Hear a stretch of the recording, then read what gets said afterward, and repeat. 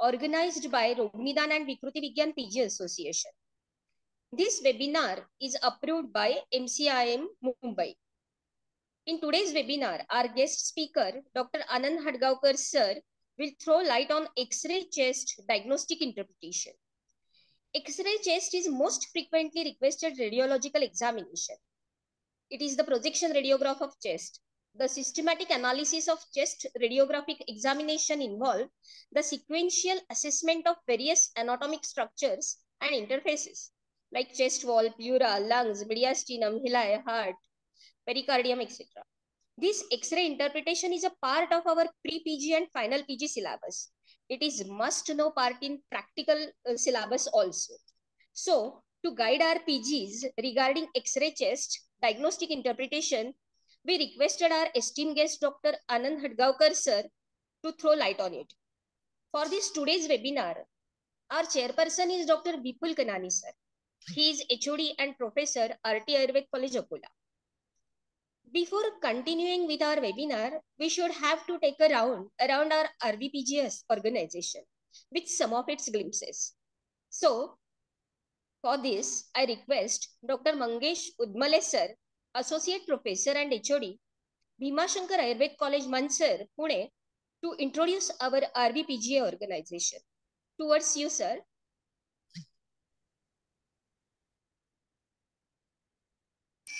Good afternoon. Thank you, madam. Good afternoon, all of you. Myself, Dr. Mangesh Udmale.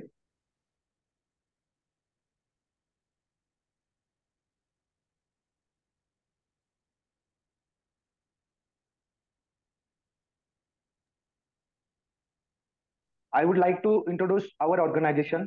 Our organization are and radiologist to the PG of Rognidan. Our organization is duly registered under Societies Act of 1860 at Charity Commissioner Office, Nagpur. Post-graduation student, teacher of Rognidan and Vikruti Vigyan and Chaya Vikaran Vigyan can become our member.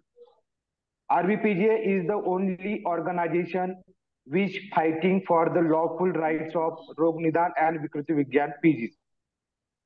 Even the NCISM had also directed State of Maharashtra to consider RVPGA as a stakeholder in the constitution of pathology regulatory body of the state.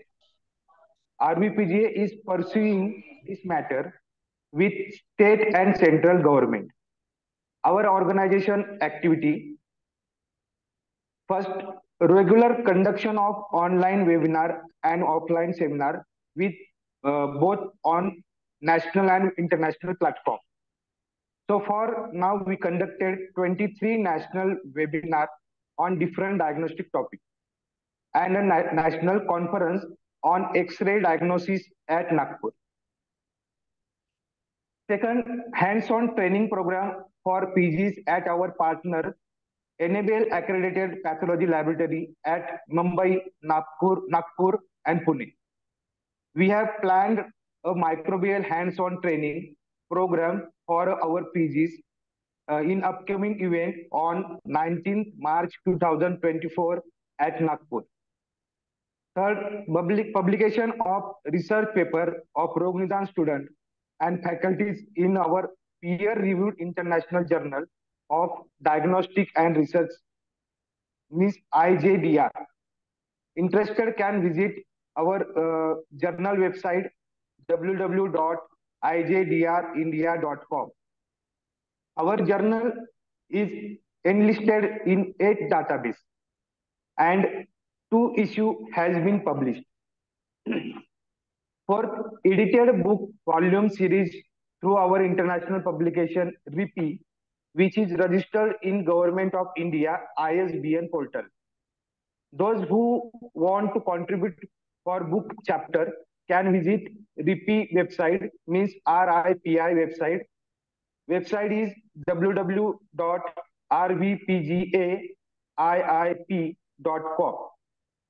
We have published All India Rognidan PG thesis book consisting of all the Rognidan PG title from 1985 to 2023. for the easy reference of our PGs and faculties. Fifth, we are giving the legal fight for the issue of Rog Nidan and Vikruti Vigyan PGs as appropriate forum. And last, we have our YouTube channel and Facebook page where you can see our educational activity past and live. Thank you, madam. Now over to Dr. Ambile, madam, for further webinar. Thank you so much, sir. Now I Thank will you, ma'am. introduce our, thank you. Now I will introduce our today's esteemed guest speaker, Dr. Anand Hatgaonkar, sir. Sir is MBBS and MD in radio diagnosis. Sir is HOD professor, Department of Radio Diagnosis at Datta Meghe Medical College, Nagpur. Formerly, Sir was consultant radiologist at National Cancer Institute, Nagpur. He worked as associate professor at GMC Nagpur and BJ Medical College, Pune in the Department of Radio Diagnosis. He contributed in research and published 19 international research papers. So without further ado, let's welcome our guest speaker, Dr. Anand Hatgaonkar, sir. Sir will throw light on X-ray chest diagnostic interpretation. Towards you, sir. Thank you, ma'am. Thanks for giving me this opportunity to present this topic. Although it is quite common, almost 80 to 90% of radiographs in any department will be of chest. And I think it is really important from practical point of view to know how to report it or how to approach particularly a chest radiograph. We will start from the basic, what exactly is the chest radiograph and so on. So what exactly is the chest radiograph? You must have come across a black and white photograph. So before this colored photograph era, all those photographs were of black and white. You can even visit all those who haven't visited or haven't seen black and white photograph. So black and white photograph is actually a surface photograph whenever there is an added penetrance by virtue of X-rays. So because of X-ray, we can see inside. So radiograph chest is nothing but a black and white photograph with added penetration. On radiograph chest, we come across these basic densities, which we must be aware of. This is a grayscale. I always include this particular slide in every presentation so that we should know these 5 basic densities, which are actually seen as a grayscale on a radiograph. So starting from the darkest, that is the black one, is the most black will be the air. Later on, it will be the fat, which is little less darker. Then soft tissue density, then calcific or the mineral density. It is the same as the bone density. And contrast density or metallic density is the brightest one. Let's go through example. So let's see here. Here is the radiograph chest. This radiograph chest PA view, it is showing different type of densities.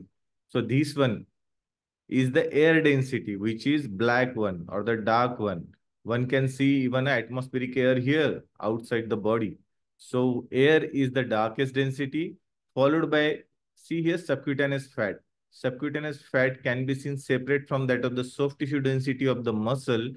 And here is the air density. So it is a little less darker as compared to air.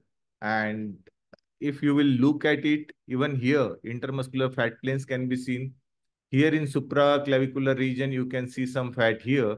So fat density is the intermediate density between the air and soft tissue density. Soft tissue density, here one can see the muscle. Here one can see heart, which is having that soft tissue density or the water density, few people call it. On X-ray, water density and soft tissue density remains the same.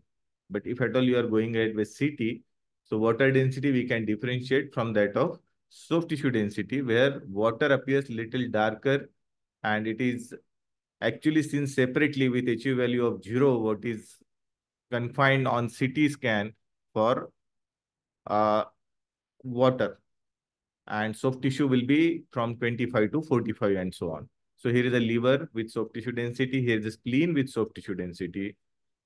If you look at all these bones is the mineral density or the bone density. these are brighter one. And if you will look at corners, see here, here is the marker. This one is the metallic marker, which is the brightest one. And also see the leftover barium of previous study, as seen here in the colon, is also another metallic density. So metallic density is the brightest and air density is the darkest. If you look at this metallic density is always abnormal, as one can see here, this barium or whether this is a metallic marker.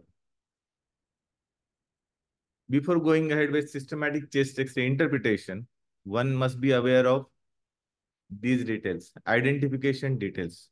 What is name of patient? What is the age of patient? Sex of patient? And one should also take a little bit clinical history. If at all patient is available and contactable, you must take proper clinical details so you can pinpoint diagnosis and you can target like that. Your approach will little bit change once you know what clinical symptoms are. Moving to the technical details. Technical details are like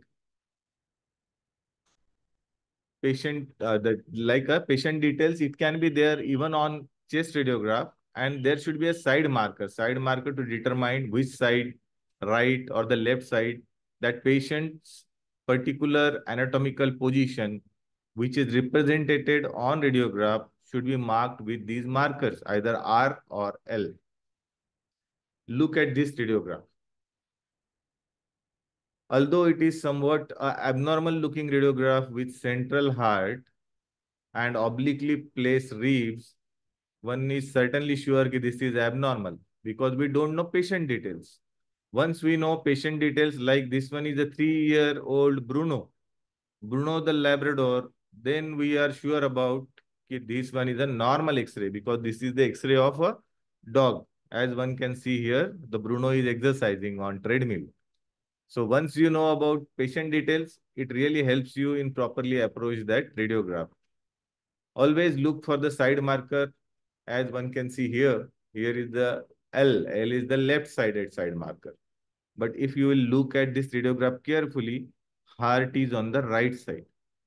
So heart is on the right side, as well as there are changes of bronchiectasis. As one can see here, these are dilated bronchi, which are appearing as a hypodense areas or radiolucent areas here in bilateral lower zones.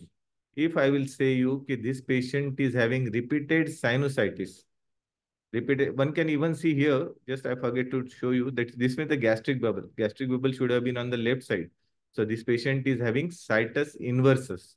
That is dextrocardia with situs inversus with bronchiectasis and with the history of sinusitis and infertility in this patient. This will point towards one diagnosis, that is Cartagner's syndrome.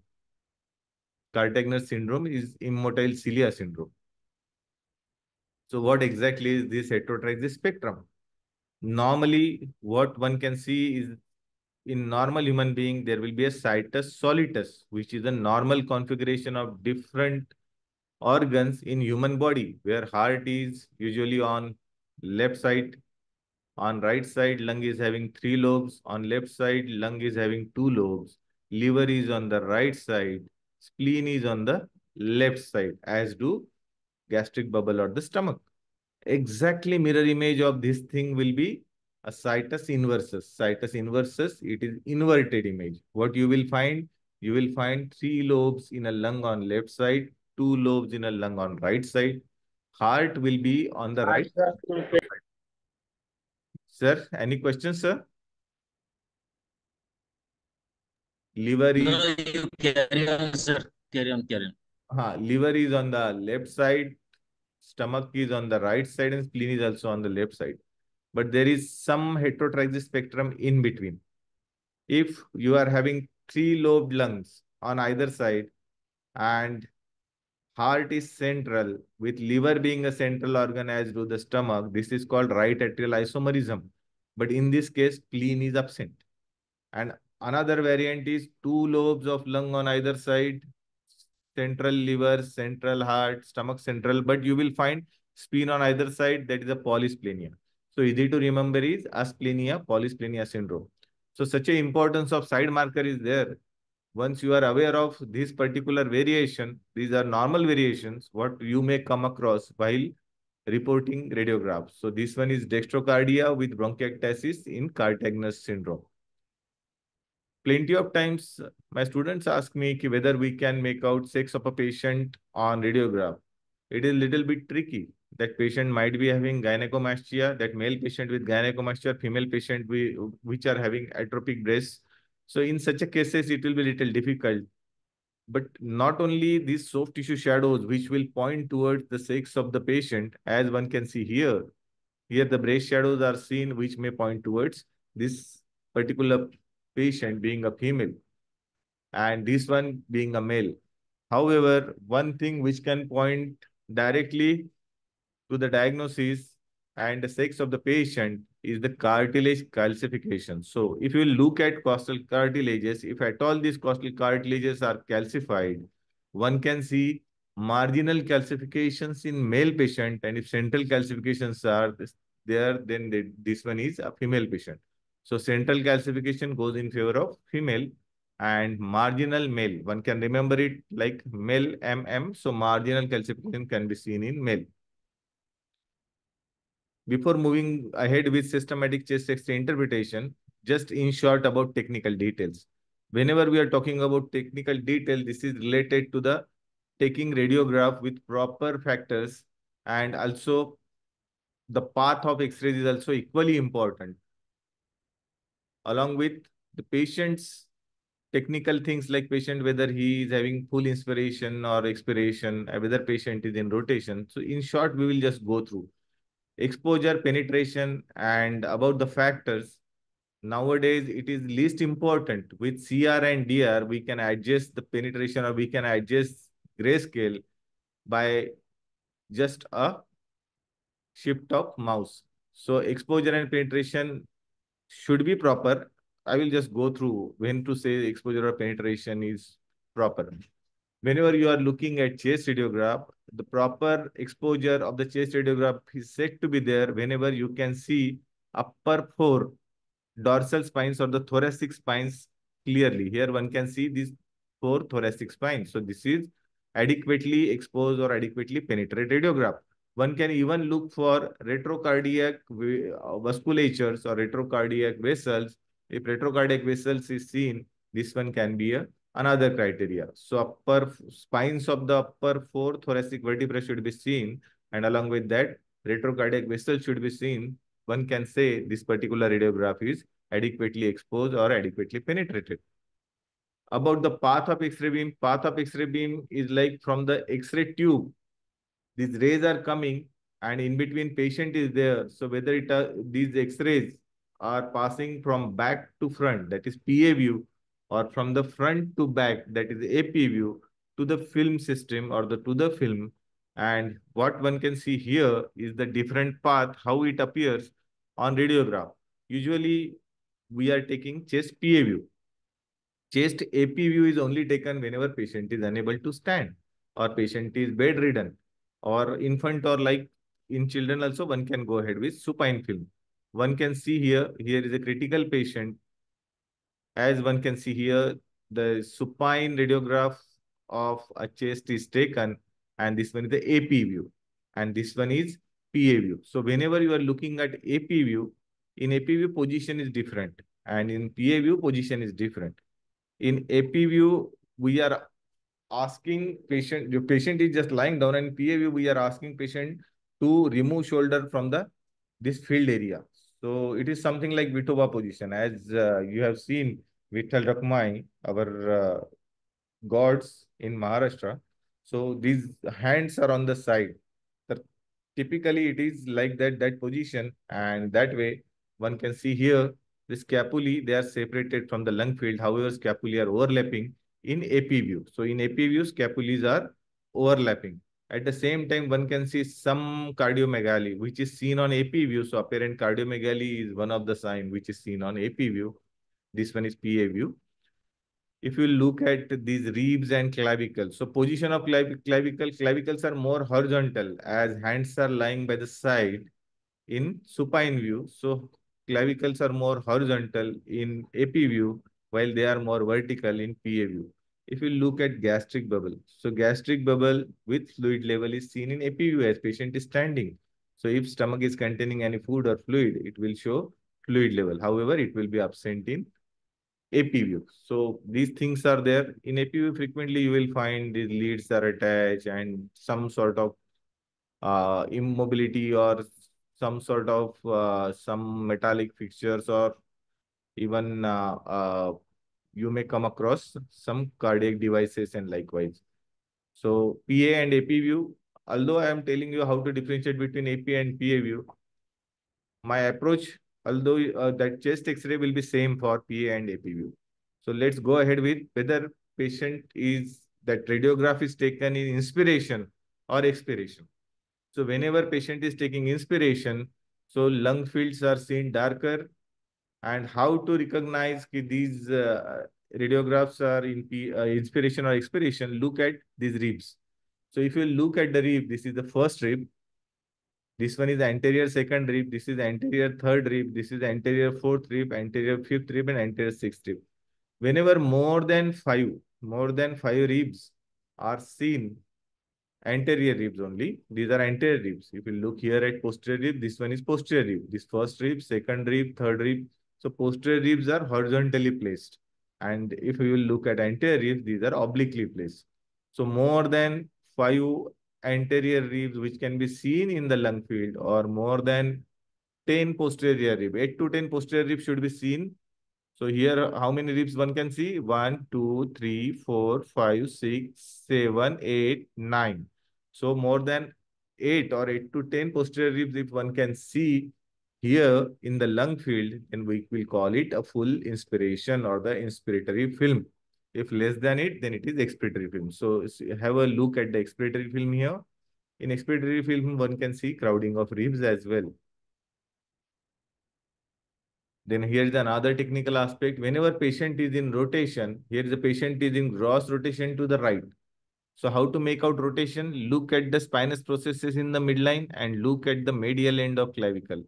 So if you look at the medial end of clavicle and transverse processes and look for the distance, where exactly it is more, so on whichever side it is more, on that particular side, patient is rotated. See here, here are the spinous processes, here is the left clavicle medial end, and this is the right clavicle medial end. So this patient is rotated to the right. At the same time, what one can see here is the pacemaker. Here is the pacemaker.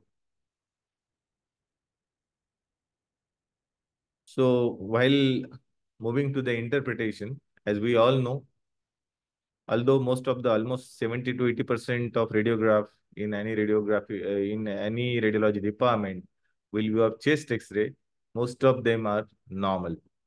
However, in order to recognize the abnormality, one must know the structures which are easily seen on the radiograph, and some structures are unseen or the hidden. And these structures are difficult to see.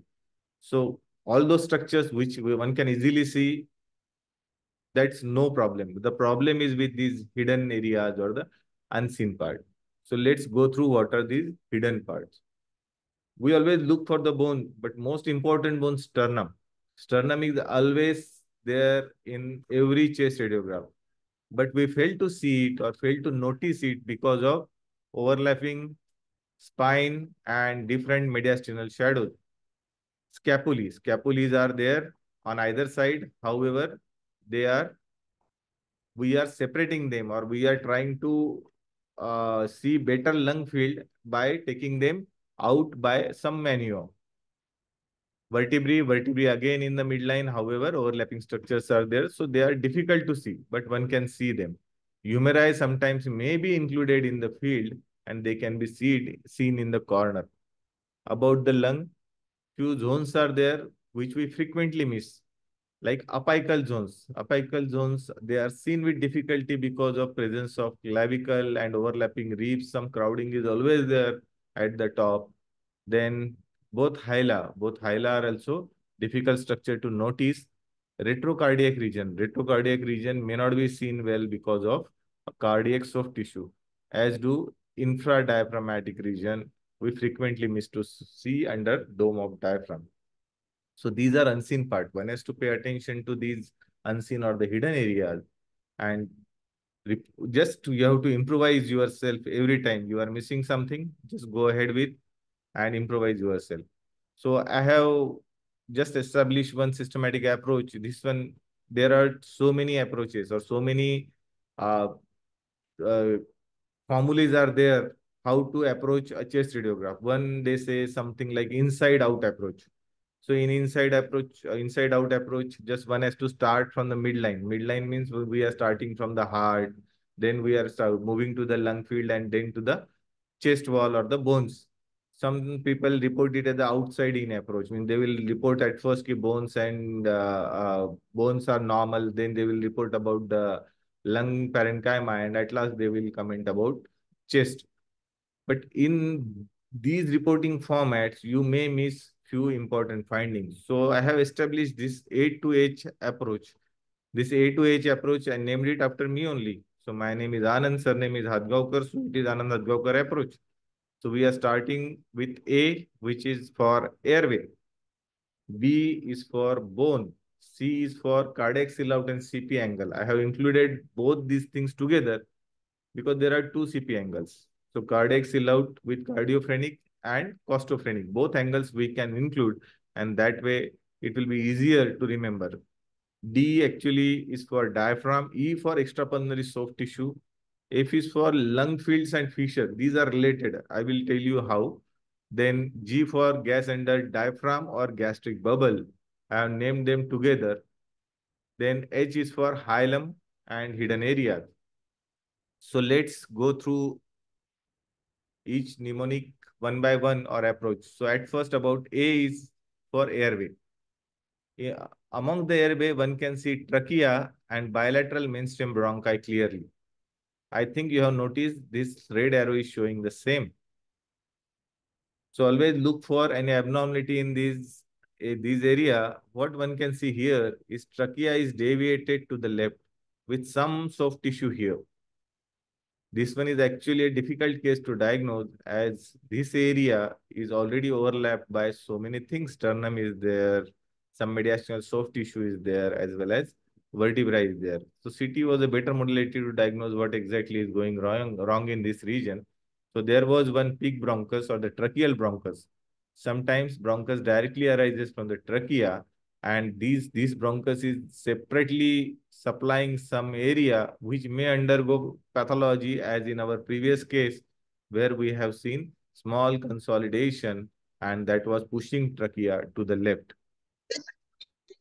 Along with this one is a little difficult case. Similarly, we are having cardiac bronchus, which is actually posterior. Sir, any questions you can just convey me. Now, can we make it little more interactive? Yes, you can make, and I will request all the participants to mute their mic so that there doesn't produce any disturbance in between. Sir, Thank you look, for your kind cooperation. Sir, you can continue, please. so here is another radiograph. This is a radiograph of child. Can you notice something abnormal? Some abnormality is there, which is on, this one is a normal and this one is abnormal. Can you see some screw here?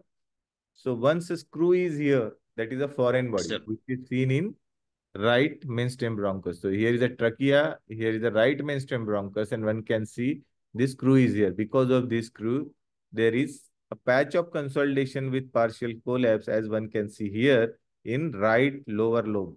So this one is actually screw in the right lower lobe or lower lobe descending bronchus. So what is here is the foreign body. So this foreign body is here, can be easily diagnosed on radiograph, being a metallic density. As we have seen, metallic density is always the abnormal density in human body.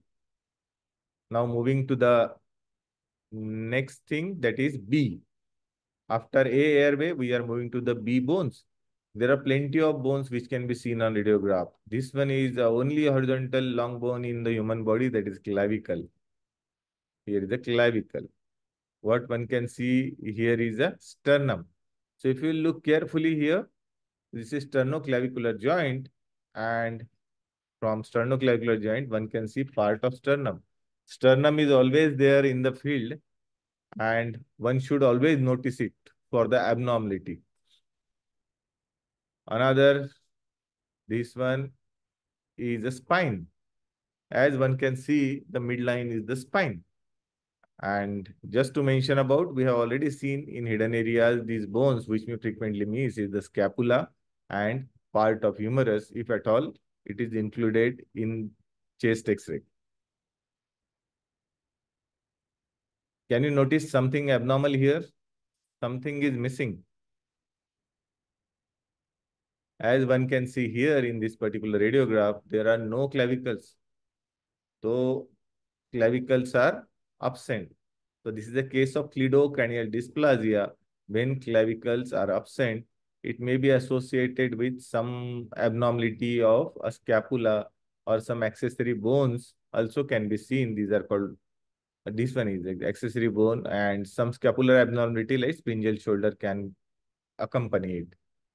So this one is the case of cleidocranial dysplasia or the absent clavicle. Here is another case. Look at this radiograph carefully. Intentionally, I have included right shoulder here to show you sometimes even you are looking at normal radiograph, but you may be missing something like this, which is actually a anterior dislocation of shoulder.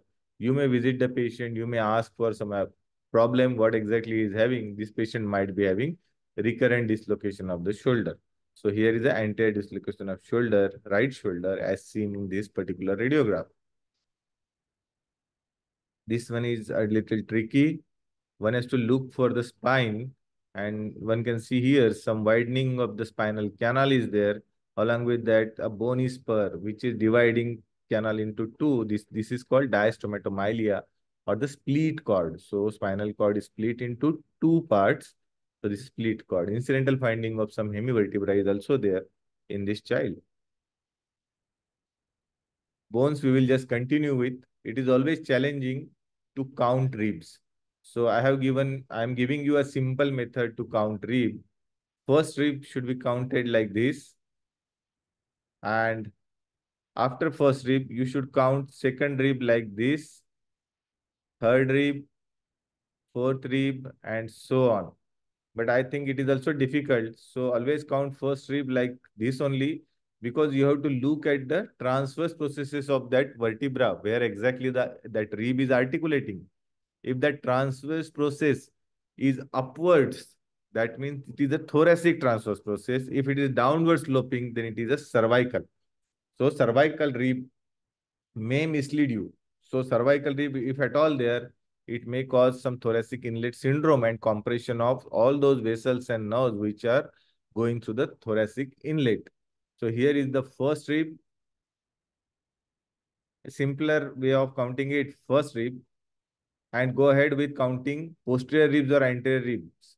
That's all. So here is the first rib. This one is second, third, fourth, fifth, sixth, seventh, eighth, ninth, 10th, and likewise. Or else anterior rib, this is first rib, second rib, third rib, fourth rib, fifth rib, sixth rib, seventh rib, likewise.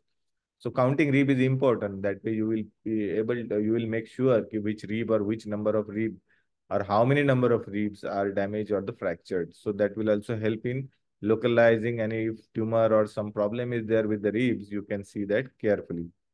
So we are moving to this radiograph. Here is the first rib on left side. This one is the first rib. And what one can see, it is articulating with this upwardly directed left transverse process. This one is the first thoracic vertebra. Look at this rib. This rib is a short hypoplastic rib, which is articulating with this particular transverse process, which is downwardly sloping. So this one is cervical rib. So this rib is actually articulating with cervical vertebra. This one is cervical rib, which is accessory rib. So number of ribs on right side will be, instead of 12, these will be 13. So here is the cervical rib. Moving to the C. Moving to the C, which is a cardia. Whenever we are looking at cardia or the heart, most important thing is to make out cardiomegaly. Cardiomegaly is said to be there whenever we are taking cardiothoracic ratio like this. Here is the point A, which is from the right and right part or the right border of the heart and left border of the left border of the heart, and we are comparing it with the thorax. So whenever this ratio is more than 55% in adult and more than 60% in child, we call it cardiomegaly. So look at this normal configuration. If you'll see here, the right heart border is made by the, here is the SVC, we are having ascending aorta, and then we are having a right atrium. And if you look at the left heart border is formed by the aortic arch. Here is the left hilum or the left pulmonary vessels, then left atrium and left ventricle. Right ventricle is not a part of right heart border. Actually, it is lying here in the base or towards the diaphragm. Here is a radiograph with what one can see here is the cardiomegaly. So cardiomegaly, that see here the diameter of the heart, which is much more than even more than half. So it is almost 65 to 70% of the thoracic diameter, which is occupied by this enlarged heart. Incidentally, there is some calcification here. If calcification is there with cardiomegaly, there are two chances. There can be either a constrictive pericarditis or this, in this particular patient, this patient had a MI. So post myocardial infarction, some aneurysm was there which got calcified over the period. So this one is the case of left ventricular aneurysm with calcification. Look at this radiograph carefully. So cardiomegaly, yes, it is there. Heart is almost more than 60% that of thoracic diameter. What is the shape? Shape is typical like that of a boot. So core and sobut appearance or the boot-like heart with pulmonary oligemia. Look here at the lung parenchyma in this child. This lung parenchyma is totally lucent. Hardly one can see vasculature here. In this patient, pulmonary stenosis is the foremost thing what is seen with this abnormality, which we call it tetralogy of Fallot. So in tetralogy of Fallot is a congenital cardiac condition, which is characterized by pulmonary stenosis. That's why there is a pulmonary oligemia. So pulmonary stenosis with right atrial and right ventricular right-sided cardiomegaly. With right-sided cardiomegaly, there will be a large VSD. VSD is a ventricular septal defect and overriding of aorta. So this one is the case of tetralogy of Fallot, which is characterized by pulmonary stenosis, right atrial enlargement or right-sided cardiomegaly with large VSD and overriding of aorta. Pulmonary oligemia is a hallmark in these cases. Here is another case of cardiomegaly. This one is the operated case, as one can see here, metallic sternal sutures, as well as one can see here, mitral wall replacement is there. So this, in this case, there is a predominant dilatation of left atrium. So left atrium is said to be enlarged whenever there is a straightening of left heart border. There may be some enlargement of the left atrium, which is forming left heart border and forming a left atrial appendage. There can be a widening of carina. Here is a trachea, and this part where right and main bronchus are formed, this angle is called carinal angle, and this one's a carina. As one, this is normally between 90 to 110 degree. This one's a widened or obtuse angle, what one can see here. And here is the right atrium. One can see double right atrial shadow or the buttress. So this is the case of left atrial enlargement as seen here in a MS patient or the mitral stenosis patient post valvular replacement status. Sometimes there can be abnormal heart, which is at least 1/3 of the heart should be seen on the right side. So here hardly any part of the heart is seen on right side, almost heart is left-sided. So this one is the case of pectus excavatum, where because of this abnormal chest configuration or the compression, one can see such type of abnormality. Again, continuing with the C for CP angles. So there are two angles or the two parts which can be called CP angle. Few people call this cardiophrenic angle, but most important is the costophrenic angle. So this costophrenic angle should be sharp and acutely angled and always should be clear. Whenever there is a blunting of CP angles, this one is a pleural effusion. Even a small quantity of fluid from 200 as much as 200 ml can cause blunting of CP angle, and the appearance will be like this. Incidental finding of this one accessory fissure, that azygous fissure, as seen in this particular case. Moving to the fissure, so moving to the pleural effusion, there can be pleural effusion sometimes get loculated, and it may be a fissural loculation or pseudotumor formation can be seen. So these, whenever there is a fissural localized pleural effusion, this may be mistaken as a tumor by some people. And in such a cases, simply by treating this patient for this pleural effusion, or just giving Lasix and reducing the fluid overload, can just disappear. This tumor will disappear. That's why it is called pseudotumor. And as one can see here is the pleural effusion. Subpulmonary and lamellar pleural effusion is a pleural effusion actually is extending along the chest wall or along the diaphragm. So it may not follow this particular curvilinear configuration, and there can be a horizontal line because of loss of the ciliary pressure. So this one is a somewhat abnormal or the subpart of pleural effusion. What you may remember it, this one is the advanced part. Moving to the diaphragm. So which diaphragm is at higher level, if at all you will be asked?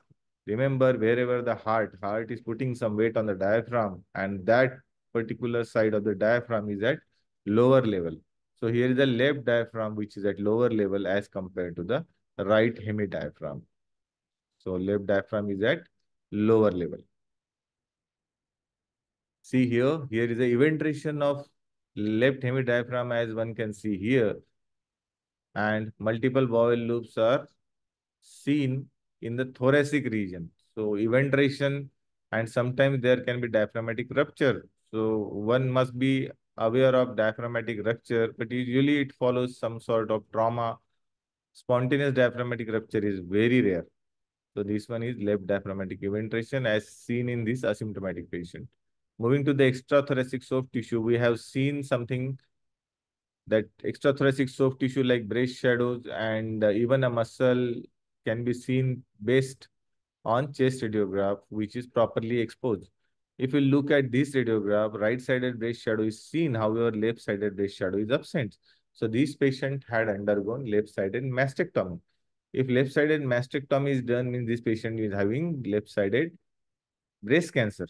So in such a cases, in this follow-up radiograph, what one can see here, there are multiple such type of nodular shadows which are seen in bilateral lung parenchyma. These are representative of lung metastasis. If lung metastasis are there, every chances are there can be a skeletal metastasis. So look at this left clavicle carefully, you will find such type of lytic lesions which are there in lateral part of the clavicle. So this one is the case of operated case of left breast CA with lung and skeletal metastasis. So this one is, here is another case in which air is there everywhere. So if you look at the subcutaneous soft tissue, one can find lot of air which is there in subcutaneous soft tissue. This one is the pectoralis muscle which showing the air foci along its facial plane. And also one can see air is there inside the mediastinum as well as in cardiac region. This is particularly important. We call it a continuous diaphragm sign. Usually because of the heart, there is no air in between heart and the diaphragm. So these are not seen separately. So whenever there is a continuous diaphragm sign, above the level of diaphragm, we usually it is because of the pneumopericardium or pneumomediastinum. If it is, this one is the pneumomediastinum. As one can see, continuous diaphragm sign is there. However, it is not limited to cardiac pedicle. It is extending along the esophagus and trachea. So this one is a pneumomediastinum rather than pneumocardia. If similar continuous diaphragm sign is seen below the level of diaphragm, then this one is because of free gas in diaphragm, free gas in abdomen. That is a pneumopericardium. Moving to the F for fissures, and by knowing fissures, we will know lung fields as well. We know there are 3 lobes on right side lung and there are 2 lobes on left side lung because of the fissures.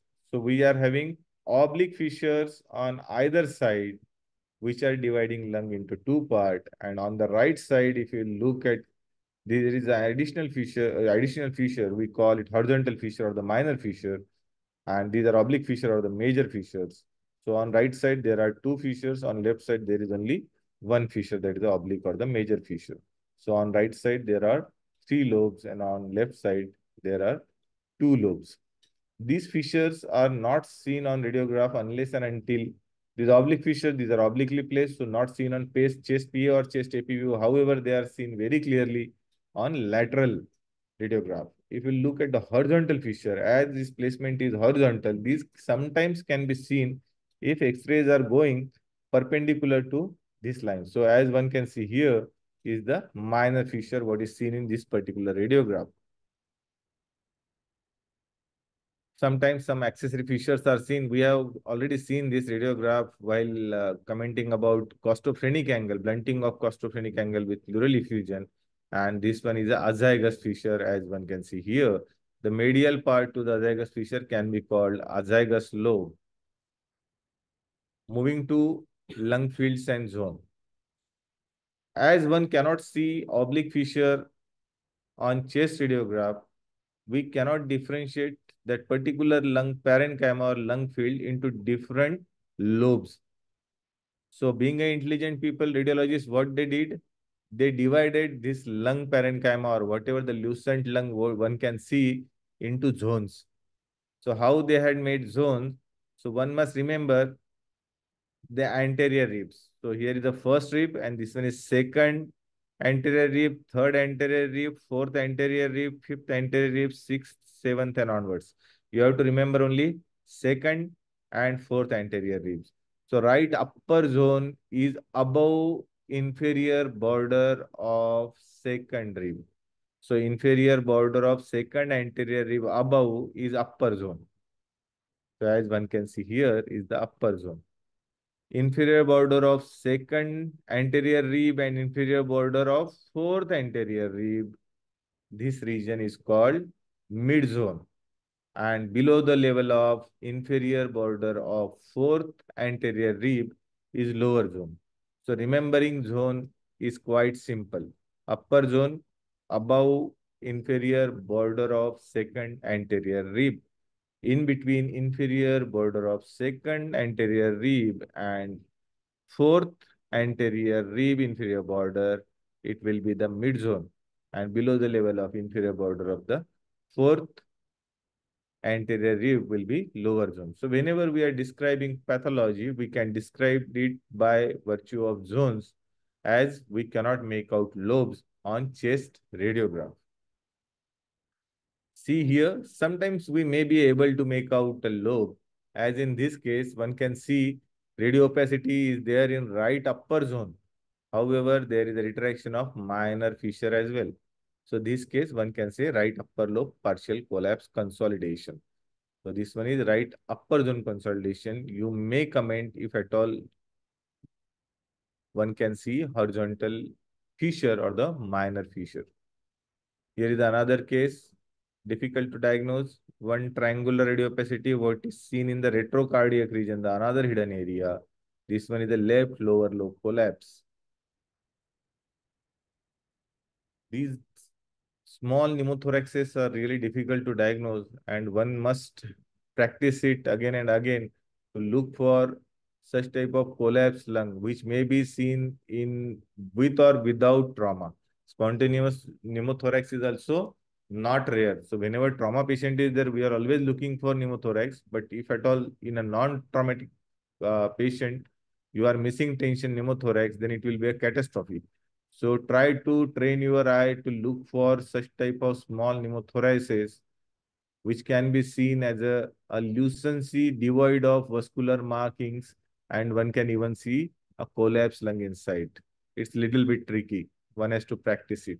Here is another case with little larger pneumothorax, where one can see the collapsed lung parenchyma like this, and a lucent lung devoid of bronchoscopal marking. Here the bronchoscopal marking, normal left lung, and here the lucent right-sided lung with collapsed lung parenchyma. This is the case of pneumothorax. Moving to the gas under diaphragm or the gastric bubble. Gas under diaphragm, it is just to remind you that you must look for diaphragm to look, just to rule out gas under diaphragm. Gas under diaphragm, which is pointing towards a perforation peritonitis. So whenever any organ perforation is there, one must look for any finding and should not be missed. So must know thing. That's why I have included gas under diaphragm. Otherwise, one has to look for. I think some problem is there with someone is working with mark that pointer. Okay, okay. So here what one can see is a gastric bubble, and gastric bubble is always seen in chest PA view.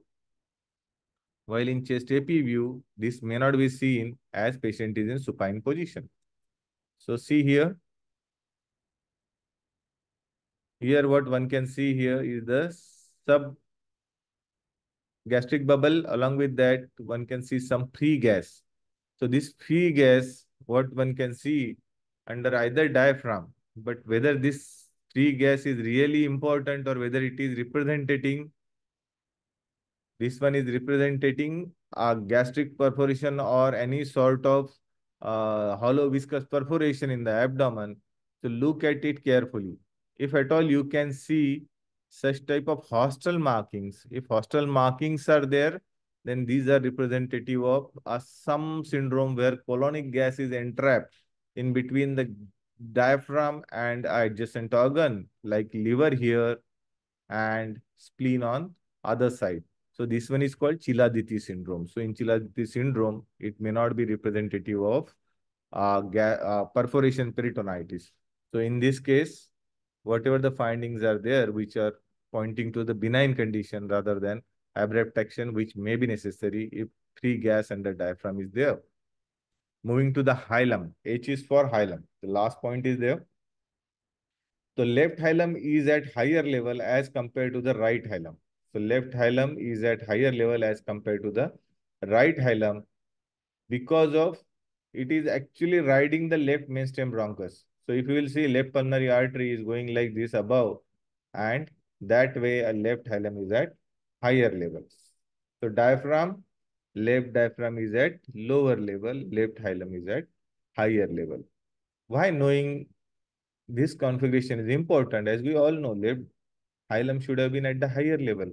What one can see here is the right hilum is at higher level because of collapse of this right upper lobe as seen in this case. So looking at the hilum can point towards a pathology. Here is the another case where one can see there is actually engorged hilum or hilar prominence. And if you look at this descending pulmonary artery, which is dilated. So whenever there is a descending pulmonary artery dilatation, that is actually in females it will be 12 mm and in male it will be 15 mm. So anytime whenever there is a dilatation more than 15 mm will be abnormal. So in this case there is a pulmonary edema along with pulmonary hypertension. So dilatation of the pulmonary artery actually pointing towards the pulmonary hypertension. One can see cardiomegaly here, and even a left atrial appendage or left atrial enlargement, what one can see here, hilar prominence and pulmonary edema, which is developing in this case with a medially, in this particular case, there is a congestion. But later on, it may develop a batwing configuration consolidation. So this one is the case of pulmonary hypertension with pulmonary edema. Continuing with hidden areas, we have already seen these hidden areas, but this particular line I wanted to comment about is the azygoesophageal line or the azygoesophageal races. This one is a paraspinal line or paraspinal region.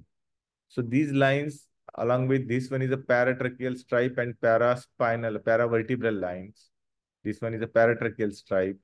These are all important and one must look for carefully for any abnormality among them.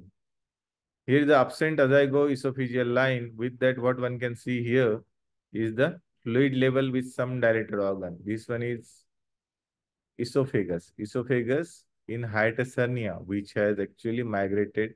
So double mediastinal bubble or the double bubble sign, which is one mediastinal and one gastric. So these are actually a signs of hiatus hernia as seen in this case. Here is another case, again dilated esophagus with such type of fluid level. This is a case of ecclesia cardia. Again, looking in the, this one is a little bit tricky case. So whenever hidden areas we are looking at, so pedicle is just a small. Findings are little bit difficult to make out. Here is the three sign, the classic three sign of aortic arch. This one is a, if at all I will say that this one is a Turner case, you can easily diagnose it. Turner case is actually a single X chromosome and one can see rib notching. So normally appearing radiograph with short pedicle and three sign of aorta and rib notching are pointing towards coarctation of aorta. Coarctation of aorta is a quite common abnormality which is frequently seen in such cases. So hence to conclude, you will have to take efforts to look for the abnormalities in unseen or the hidden areas.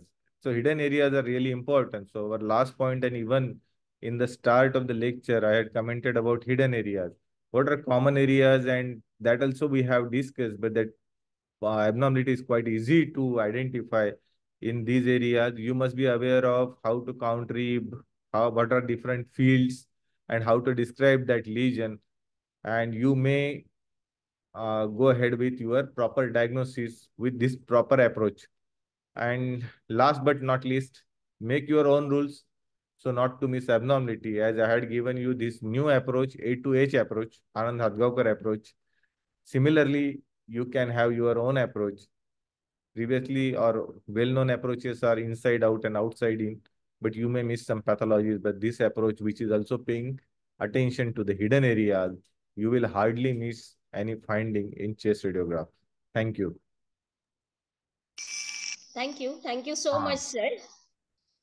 And this Thank one you is for your last. Yes, sir. This Yes, one sir. is last chest radiograph, which is showing different tubes. This one is endotracheal tube. These are intercostal tube. And while intubation, this patient is having tooth. His tooth is broken and it can be seen here in the right bronchus. And this one is Riley's tube. And this one is a central venous catheter. This one is the AP view. Thank you. Thank you, ma'am. Thank you. Thank you so much, sir, for your valuable guidance. Sir, our PGs have definitely added depth to their understanding, sir. And sir, we will definitely keep in mind A to H approach, that is Anand Hatgaonkar sir approach for X-ray chest interpretation, sir. Thank you so much, sir. Thank you, I ma'am. request all participants to put their queries in the chat box. Sir will definitely answer them. Now I request our chairperson, Dr. Vipul Kanani sir, to give his chairperson's remark. Towards you, sir. Good afternoon, everybody. Am I audible? Yes, sir. Yes. Okay. Yes, sir. Yes. First of all, I would like to thank organizing committee member, respected Wage sir, Santosh sir, Avinash sir, Vaishali madam, and coordinator, respected Amle madam, for appointing me as the chairman of today's webinar. I would like to congratulate respected Dr. Anand sir for delivering such a very informative and excellent presentation on X-ray chest. Thanks a lot, respected sir. It's clear all doubt about X-ray chest right now. And sharing your experience. This lecture is going to benefit all our PG scholars and faculties. Nowadays, due to environmental changes and lifestyle, lung disorders are increasing very rapidly. X-ray test is very important and most economic tool for diagnosis of such type of diseases. Interpretation of X-ray test is very important for diagnostic perspectives, and Anand sir explained it very well. And sir today give new approach, Anand Hatgaonkar approach. I definitely like it, sir, and I request my all PGs and faculties to remember sir approach. Once again, I congratulate sir for excellent presentation, and such type of webinar series is very important for our PGs and faculties. Once again, thanks a lot to organizing committee and coordinator. Jai Jantri, Jai Shri Ram. Thank you. Thank you so much, sir. Sir, I think there is no any query in the chat box. Sir, your lecture is, it is self-explanatory, sir. So everyone has understood everything. I think, so there is no queries at all. Now I request Dr. Ma'am, one Vandana question is Thakur, there. ma'am. Ma'am, one question is there. I think. जम गया है? Sir, it is only, yeah, sir, yeah. Just Yes, now, one Ganorkar question madam is has there. put the query. Vaishali Ganurkar ma'am has asked one question. Yeah. What precaution should we take while taking chest X-ray of ANC? Radiation or the X-rays, they are hazardous to the pregnant ladies, but most important period when these X-rays are hazardous is during the first trimester or the first 12 weeks of pregnancy. And during this period, most of the time, patients are unaware of being up, they are pregnant or not, that too in first 8 weeks. However, all unknown phenomenon is there, either that fetus will live or there will be a spontaneous abortion. But radiation in latter days, that is second trimester and third trimester, although may not harm that child that well because most of the organs are developed, but it may lead to the leukemia in future in that particular child. So radiation is actually hazardous during any time during the pregnancy. However, if at all we have to take a chest radiograph, one can shield abdomen properly by using a lead gown and also that too only with low minimum exposure. We follow LRA principle. LRA principle is as low as reasonably achievable. So as low as reasonably achievable, single film we can take of the chest. Second trimester onwards, they are quite safe. In first trimester also, not directly exposing the pregnant area, that is abdomen and pelvis. By shielding it properly, we can take chest radiograph, but precaution should be taken along with the patient consent. So avoid exposing pregnant female as much as possible. But if benefits are more than that of harm, one can take chest radiograph in pregnant female with due precautions and with due consent. Thank you, sir. Thank you. Now I request. Sir, before this, Yes. that those metastases in lungs and typical cannonball shadows, can we call those as those lung metastatic? जो the ball like metastatic features were there, those are actually the cannonball shadows. Yes, sir. Actually, cannonball Is it? metastases are little bit different, mostly seen in germ cell tumors. This one is actually different metastases have different type of presentation. These are lung mets. Okay. Although they are not exactly like cannonball, but one can, it is just imagination, sir. Cannonball or whatever. Okay. Few people, how they say target sign and all those things are, these are just a representation of our imagination. But these things are all mates, as this one is a case of CA breast and even skeletal mates are there. But cannonball mates can be seen in germ cell tumor, even I have seen it in RCC, renal cell carcinoma, and one osteogenic sarcoma patient I had seen such type of mates. How will surgical emphysema will appear on chest film means? Sir, surgical emphysema, we have seen that while showing shadow on chest film, as one can see here, usually this is gas in subcutaneous fat plane. So one can see such type of shadows. So instead of fat, what one can see here is in subcutaneous region. We even call it surgical emphysema. So here in, if you look at the muscle, here is pectoralis major muscle. These muscle fibers, they are lined by the gas and they are taking such type of striped appearance.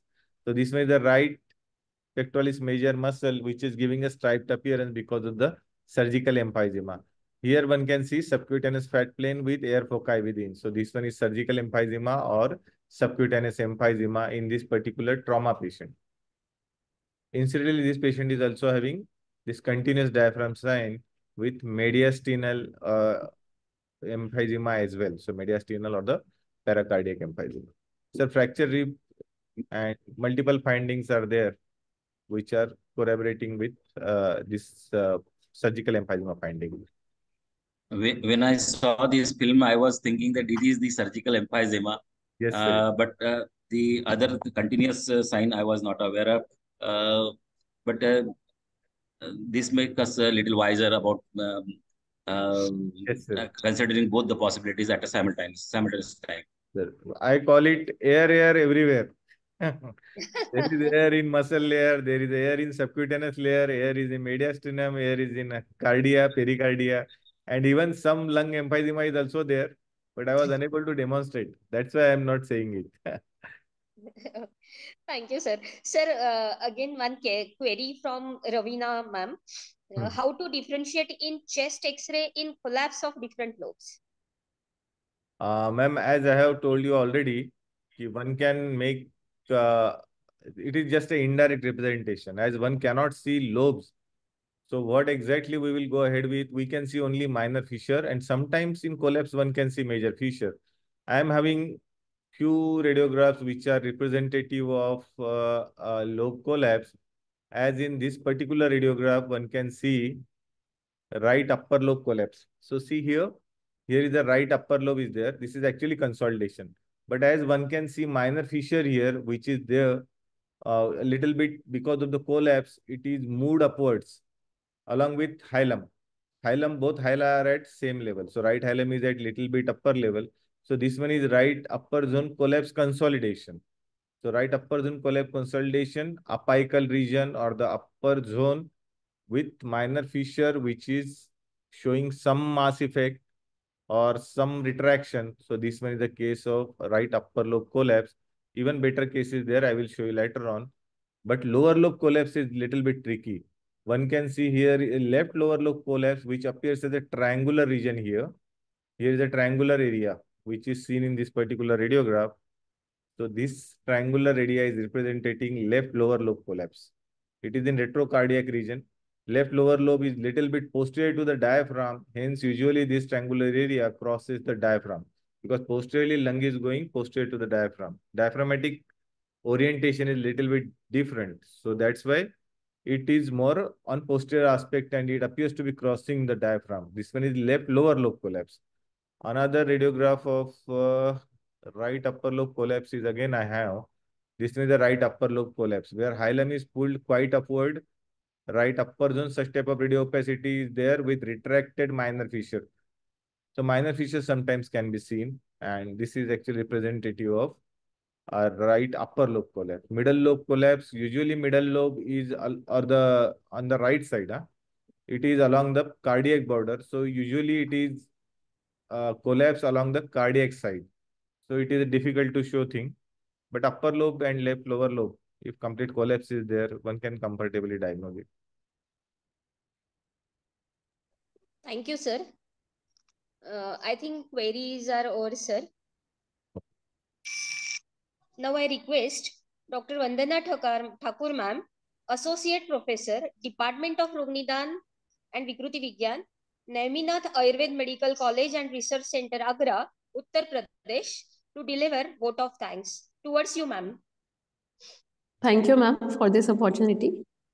I would like to express my heartfelt gratitude to our respected guest speaker for today, Dr. Anand Hatgaonkar, sir, on behalf of Team RVPGA. Thank you, sir, for the wonderful presentation. You have given a very detailed explanation on each of the film used as an example. It has definitely added much more value and significance to our existing knowledge. Thank you, sir. Thanks a lot. I'm also thankful to NCIM Mumbai for this webinar series. And let's not forget the backbone of this Nedaniki webinar series, our organizing committee, which has devoted its time and energy for the successful execution. I will also thank our chairperson for today, Dr. Vipul Kanani, sir. And I will also thank Dr. Mangesh Udmade, sir, who has given a very nice detailed introduction about the RVPGA. All of these efforts cannot take shape without a hardworking leader. I'd extend my deepest gratitude to Dr. Subhash Wage, sir. Your dedication and sincere efforts in the direction of learning and upgrading our knowledge are a constant source of inspiration and motivation, sir. And at last, but not the least, I would thank each and every participant who took out their time and attended this webinar. Thank you so much, all of you. Thanks a lot. Thank you, ma'am. Thank you. Now I request Dr. Subhash Wage sir, President and Organizing Secretary, RVPGA organization, to conclude the webinar by adding his valuable thoughts. Towards you, sir. What to say? First of all, let me offer my deepest gratitude towards Anand Hatgaonkar sir, and what to say about sir. Whenever you give him a call and he is present there, at short notice and at one call, he accepts our every invitation and is everywhere whenever we call him on our platform. So I'm very much grateful to you. We are really blessed to have you among us, and hopefully you will continue to guide our PGs and our faculties and continue to bless us with your commanding knowledge and the criteria which you made, the Dr. Anand Hatgaonkar's criteria. That was very wonderful to watch, and it should be inspiring to everyone here, so that they make their own criteria. And criteria is not made in one go. It is the result of years together dedication in the field concerned. So I thank everyone present here, our entire team.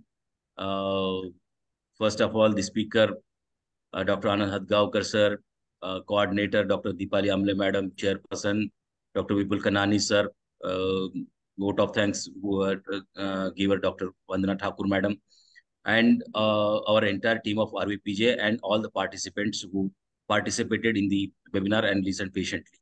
Thank you. So thanking you all, and let us conclude this meeting. I declare this meeting is over and one can leave now. Thank you.